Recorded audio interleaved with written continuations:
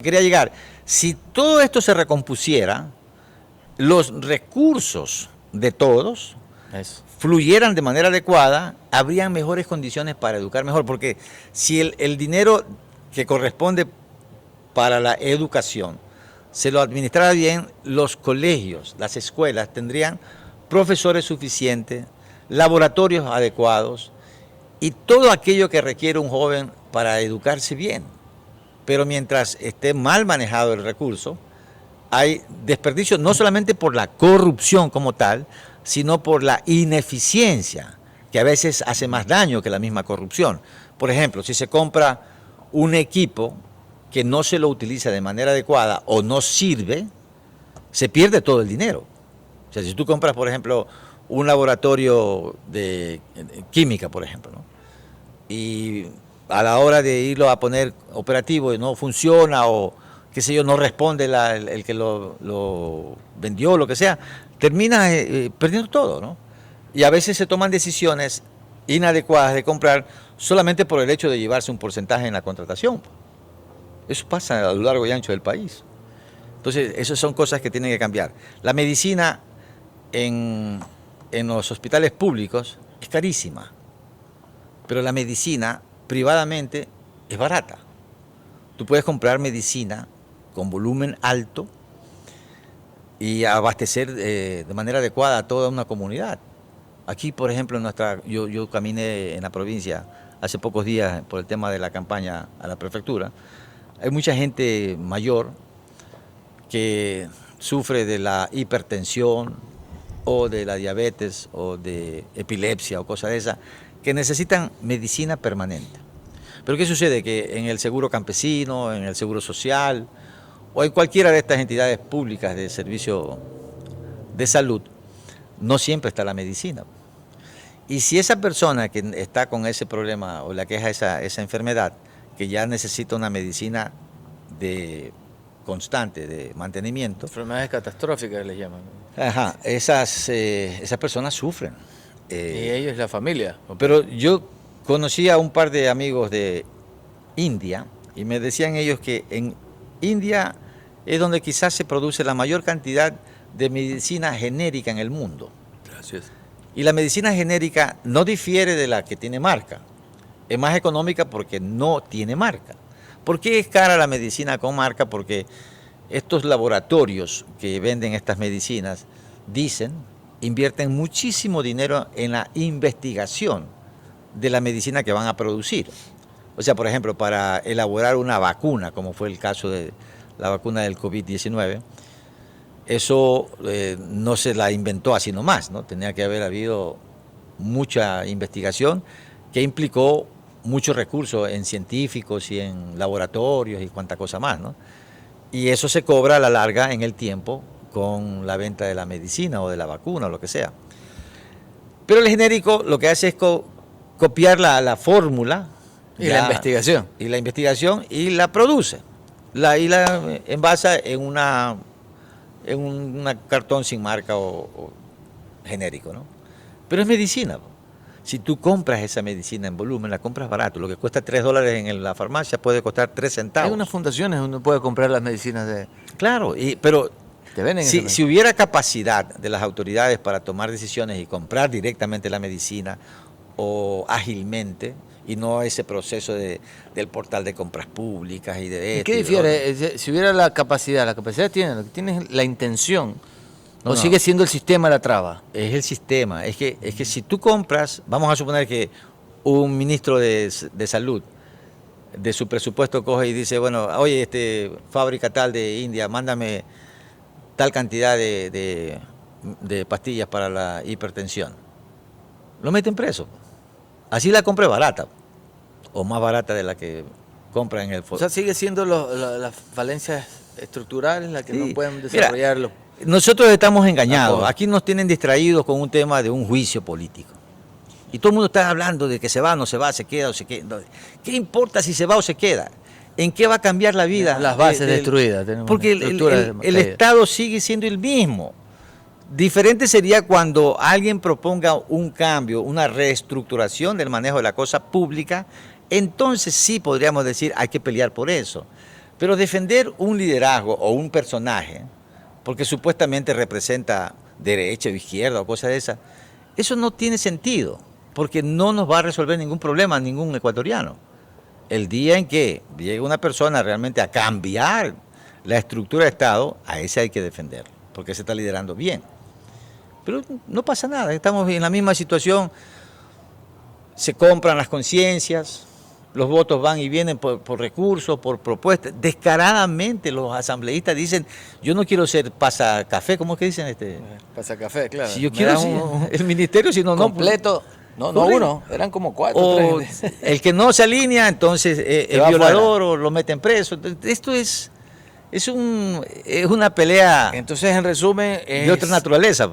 Este caminar o esta influencia política es la que está atrasando literal a los pueblos. No es la influencia política, entiéndalo bien, es la estructura de Estado. Nosotros tenemos una estructura central. Por ejemplo, se inventaron en la época del señor Correa el famoso portal de compras públicas. Ahí le hacemos el pip para no tener problema. Bueno, el portal de compras públicas. Claro, ese es no es un invento, pues esos son software copiados de otros países. Pues, sí, pero no, Venezuela pero funciona así. El concepto, así sea en Venezuela, donde sea, donde quiera que lo hayan inventado, donde quiera que lo hayan inventado, lo inventaron es para direccionar el consumo de la cosa pública a los panas. Porque ¿quién puede vender algo? Es el que está en el catálogo de compras públicas. Y para estar en el catálogo, yo tengo que tener influencia o alguna otra cosa, ¿no? O billuso para poder entrar. Se inventaron el término homologación. Y yo cuando, alguna vez aquí nosotros estábamos haciendo obras de regeneración en el centro, en los parques y todo, y pedí información de lámparas de alumbrado público, ¿no? Entonces había unas lámparas de LEDs provenientes de China. 10% respecto de sodio, esas amarillas. Baratísimas, ¿no? Pero no estaban en el catálogo. No las podía comprar. ¿Y el catálogo, quién define el catálogo? ¿El gobierno? Arriba. Y dicen que somos gobiernos autónomos y descentralizados. ¿Y dónde está lo de autónomos y descentralizados? Es una falacia, una mentira. Y aparte de eso, envían la recomendación de que, mira, si vas a comprar, acá tenemos un proveedor, no te van a decir que es mi pana. Te pueden tumbar un contrato y todo. Es realmente... Irónico. Es irónico y es asqueroso tener que decirlo, pero todo está... Si tú quieres realmente hacer algo, tienes que alinearte al sistema. Y si no puedes hacer o no te puedes alinear, terminas en conflictos. Claro, una vez uno en su casa, hace años, me explicó esto del sistema. Usted quería alguna cosa para la ciudad, muy importante, y se encontraba algunas barreras ahí, ¿no? Sí. No queremos dar los detalles, pero eran unas barreras. Tantas cosas que quisimos hacer que pudimos haber hecho antes, pero no se pudo. Había que estar acá y atenderlo al de acá, y el quería esto, y dijeron, mejor no hago nada. Me empeto con la ciudad, pero mi conciencia queda tranquila. Me parece que sería lo ideal. Hay cosas que... Esto es como una obra de teatro, ¿no? De la cortina para adelante, todo se ve de una manera. Bonita, ¿no? Claro. Cuando tú vas a una obra de teatro, en el acto mismo, tú ves al artista, a la actriz maquillado, etcétera, y todos hablan bien y todo. Pero atrás de las cortinas se mueve un mundo diferente. Claro. Se tropiezan, se rompen la ropa, se pegan puñetes, se gritan y todo, porque están armando lo que quieren presentar allá, ¿no? Como cuando hicimos Sueños de Broadway. La política es así, es como un teatro nada más, es un show. Se dicen cosas de aquí para allá. Todo el mundo, cuando coge un micrófono y hablamos, siendo autoridad de todo, hablamos bonito. Pero es una pregunta. Somos honestos, Yo al principio que empezamos el podcast, yo le pregunté, ¿de dónde sale la pasión? ¿Usted piensa que parte de su vida en el ambiente político es propósito de lo que usted tenía que haber nacido para hacer?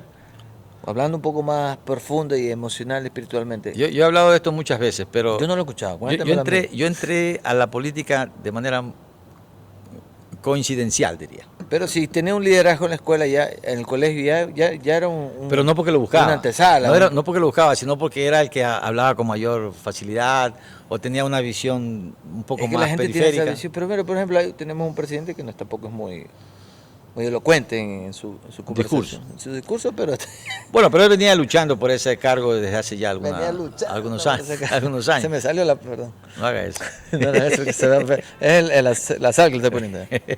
Bueno, pero cuando me invitaron a participar, porque fui invitado a participar como candidato el año 95, en esa época, inicialmente yo, como todo empresario, dije, no, gracias, yo que me voy a meter a una olla de cucaracha y de rata y todas esas Se cosas. relajo. Entonces, pero una insistencia, la otra y demás, terminé aceptando. Y claro, cuando ya estuvimos en el cargo, obviamente teníamos que ver la forma de hacerlo lo mejor posible. Aquellos jóvenes, sobre todo, que no tenían conciencia política en esa época, no pueden comprender la magnitud de problemas que tenía la ciudad en esa época, ¿no? Los obreros estaban parados y tenían las hamacas debajo del municipio reclamando sus haberes. 4 meses de atraso. La seguridad social que no se... Tenían sitiado el municipio. Claro, además tenían atrasos de 4 años en el pago de la seguridad social. Era España, ¿no? José España, ¿no? No, Antes cuando yo salí... Bueno, España fue alcalde también en otra época, pero el que estaba cuando yo entré fue un concejal que se encargó como alcalde, Víctor Fue Olmedo. salida Johnny Lor. Exacto, Víctor Olmedo Traverso. Entonces, Pero bueno, eso no es para señalar nada a nadie, sino simplemente para decir que había enormes problemas. Y en la ciudad no había recolección de basura adecuada, el problema del agua era enorme, tantos problemas, calles en polvo y lodo y todo eso, caos que había. yo me acuerdo. Y levantar la ciudad desde ese nivel a lo que llegó a ser en su momento. Eso. ¿Qué lo lleva a usted a tomar la decisión? ¿Por la ciudad? Es que para mí es una locura. O sea, yo todavía he conversado con mucha gente en el ámbito político. ¿De dónde sale ese deseo? ¿Cuál es patriotismo? ¿Es llamamiento? ¿Es una iluminación? Porque realmente es una locura. Bueno, yo respondo por mí, ¿no? Pero no sé por qué otras personas incursionan. Y te digo, yo entré de manera coincidencial, pero coincidencial, o sea, no lo busqué. A mí me buscaron más bien, ¿no? En la primera etapa. Cuando ya entré, para mí es como que... Pero cuando ya tú entras y que tienes una responsabilidad y la cumples... Pero había un deseo en su interior. De ser candidato no, porque no lo estaba buscando. Hay algo que... Esta historia también ya la he repetido muchas veces.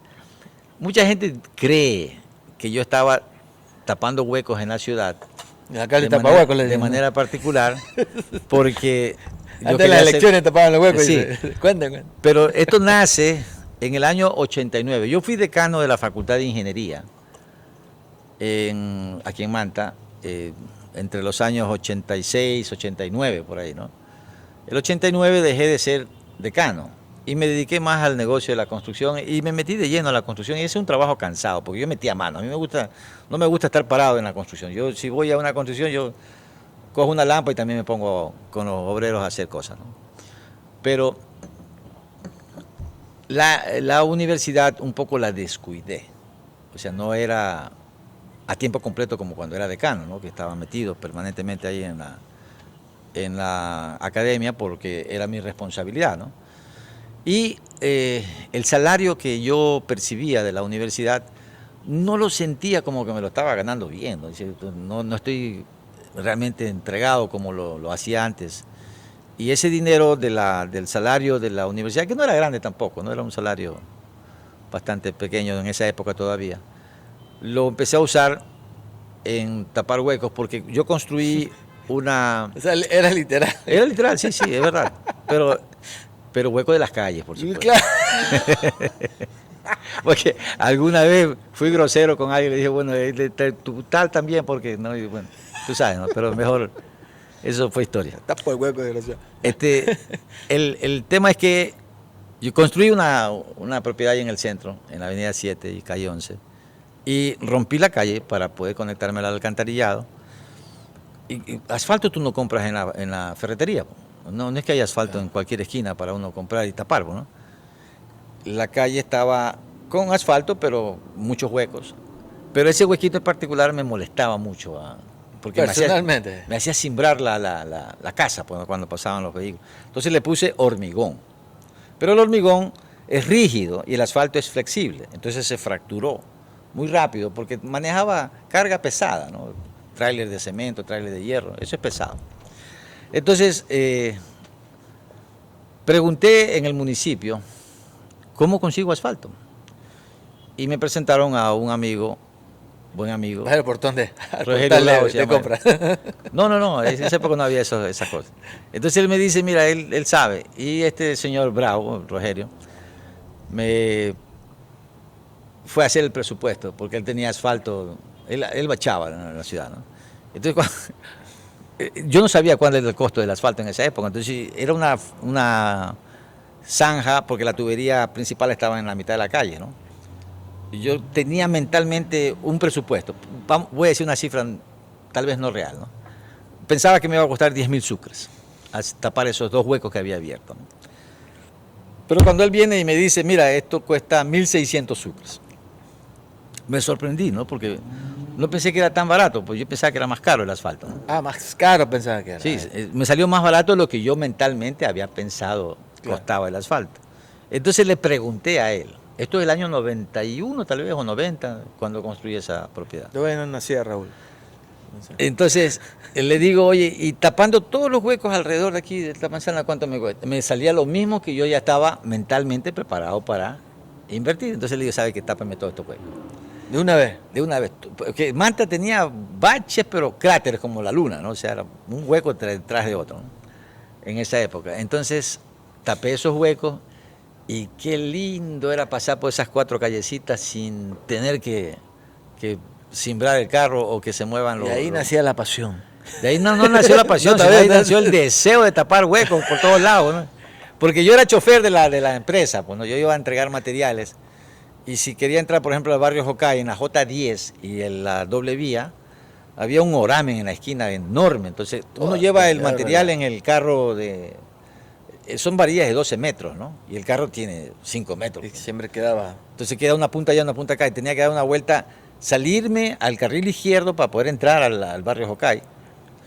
Y ese huequito molestaba. Entonces, don Roger, vaya, tape ese huequito. Y le iba pagando de a poquito, ¿no?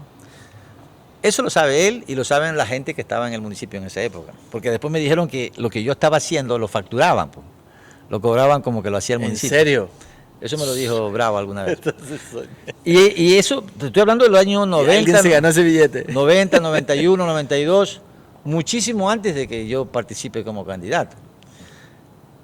El 95, el alcalde de esa época salió del cargo, salió huyendo por algún motivo, lo que sea, los problemas que tuvo.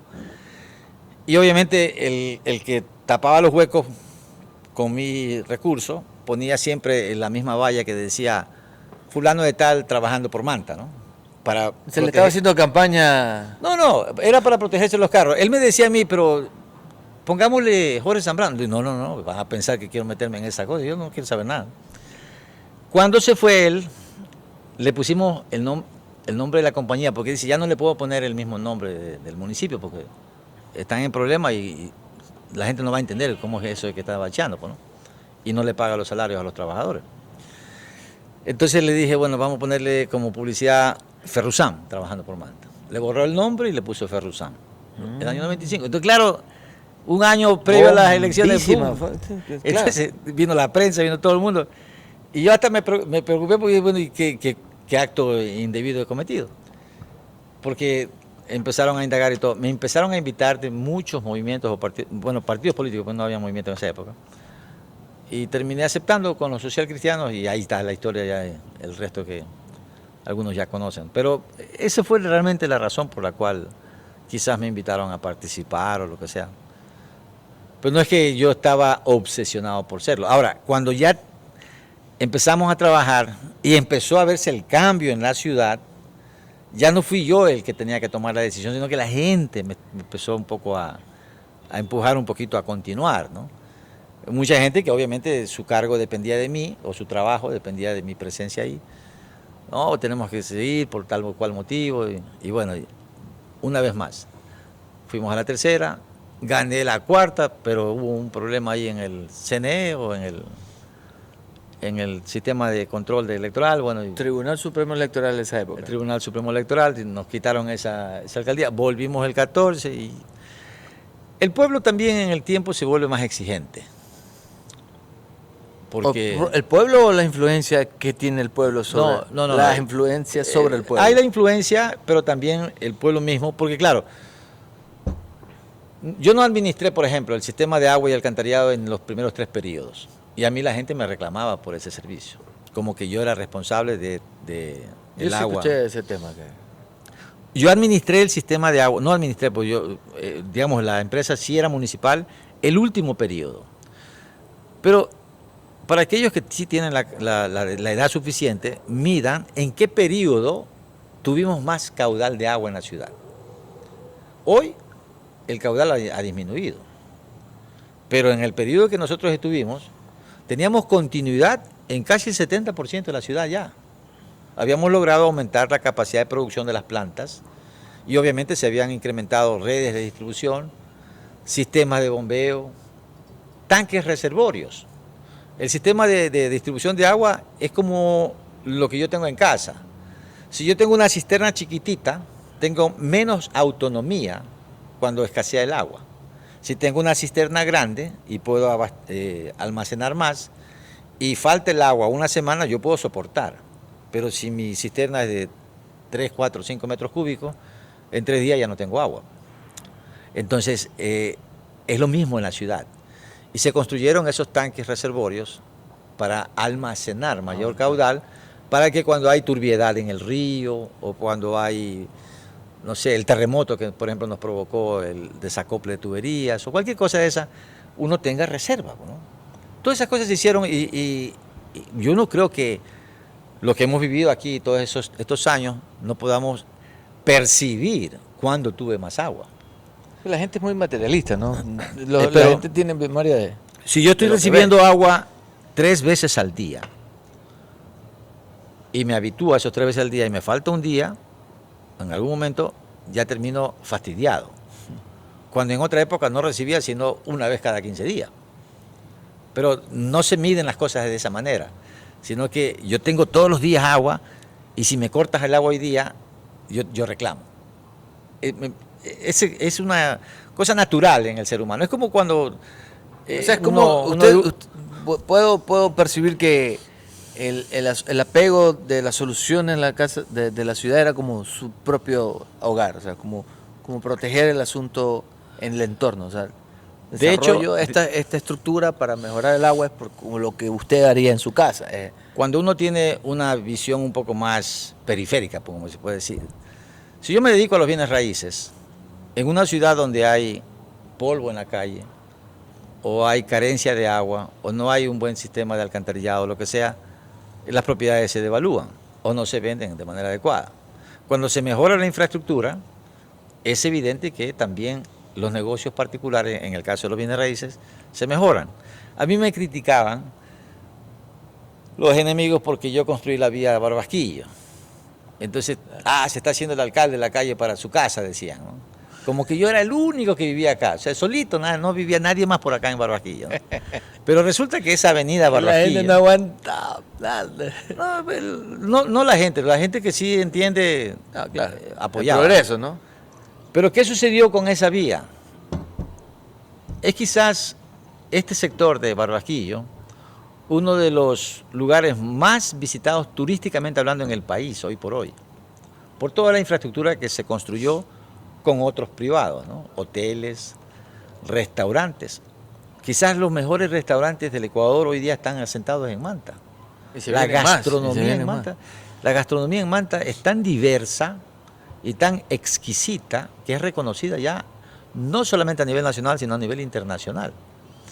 Centros comerciales, diversión, centros deportivos. Aquí se hacen actividades que no se hacían en otra época.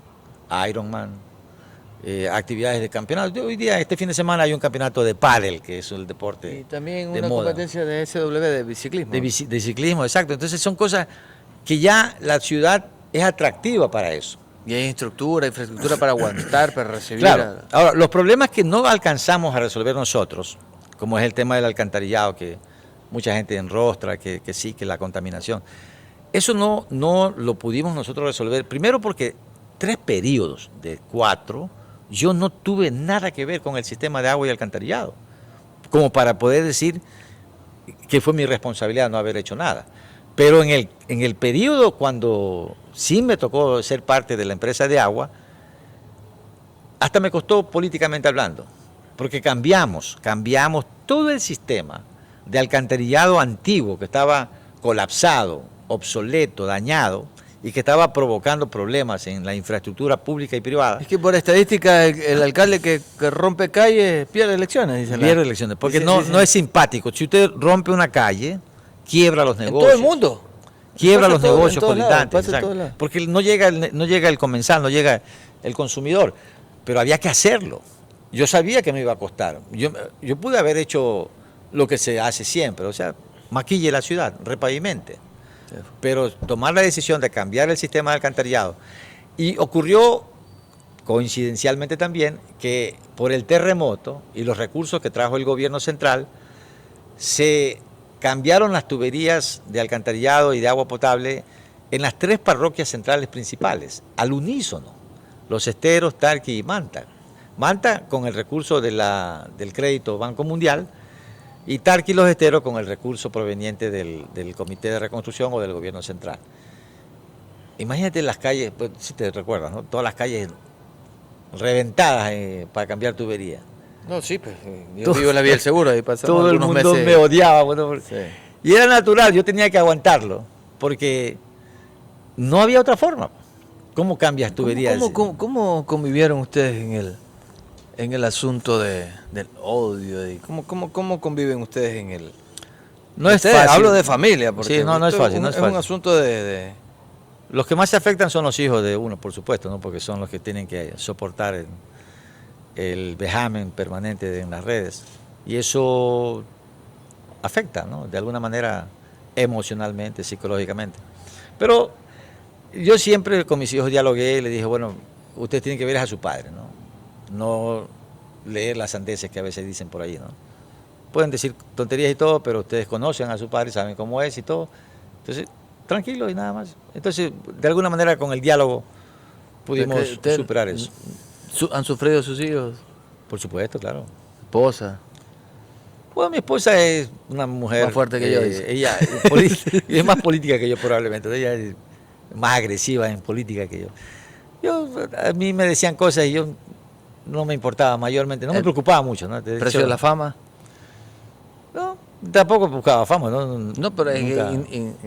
involuntariamente, o sea. Mira, lo que yo les digo a la gente, a mí algunos, los enemigos sobre todo, tildan de actos. ¿Por qué le llaman enemigos? ¿Son realmente enemigos? Son enemigos porque dicen barbaridades en contra de uno, es un enemigo. Sí. Porque antes el enemigo era el que te quería dispara matar. una bala es enemigo, pero el que te dispara una sandez también es enemigo, pues te dispara Sigue siendo una enemigo. cochinada. Ese hotel que está ahí enfrente dicen que es mío. Ese hotel no es mío, no tengo un centavo ahí, esa tierra fue mía, pero esa la compró una persona, construyó un hotel Y es suyo. y empezaron a decir que era mío y hay gente que cree que es mío todavía. ¿no? Y dice que hay un pasadizo que usted cruza a la No hay tal. Lo que quería decir era que la época en que yo fui alcalde, y esto se lo dejo como reflexión, nunca tuve chofer. Yo no tenía chofer, me gustaba manejar yo mismo. Pero no porque, por otra razón, sino porque cuando yo manejo, yo soy periférico, como digo, ¿no? Me gusta mirar por todos lados. Hubo una época en Manta que habían secuestros y habían también cierto grado de inseguridad preocupante, ¿no? Y alguna vez le escuché decir a un experto en seguridad que las personas que son afectadas con asaltos o con este tipo de acciones son aquellas que están descuidadas. El que le roban en la calle es el que está con el teléfono conversando y de repente le arranchan o lo asaltan, ¿no? Pero si tú estás mirando para todos lados y ves que alguien a cierta distancia se está acercando sospechosamente, arráncate.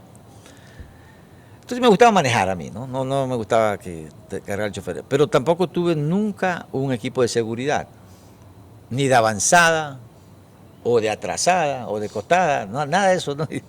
¿Cuánto dinero le pude ahorrar o le ahorré a la ciudad sin contar con ese personal?